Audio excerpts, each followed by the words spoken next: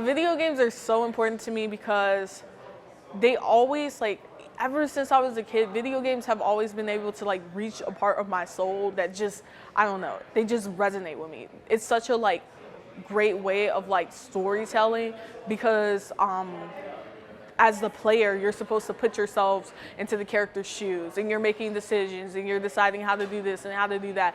And I think that that's very influential towards, like, developing people, because that sort of aspect of gaming is kind of overlooked. But, like, at the end of the day, you're kind of like living a different life.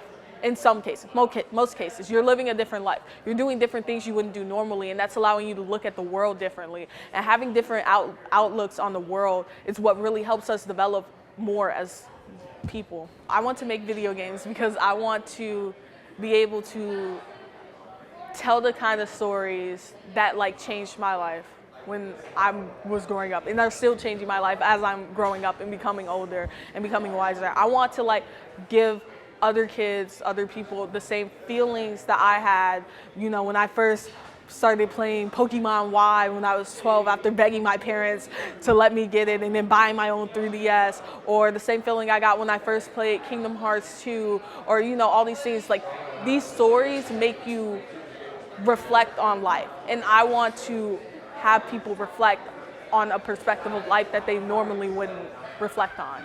So the most enjoyable part of today was when I was developing my game, and I had imported assets from online.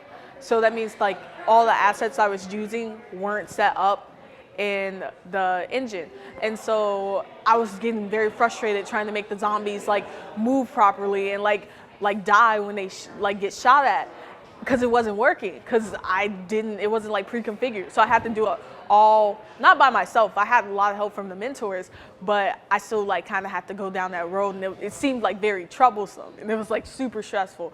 And then, like, finally we got it to work, and, like, you would shoot the zombies and they would disappear, and I was like, yes! That was, like, the most awesomest part about today.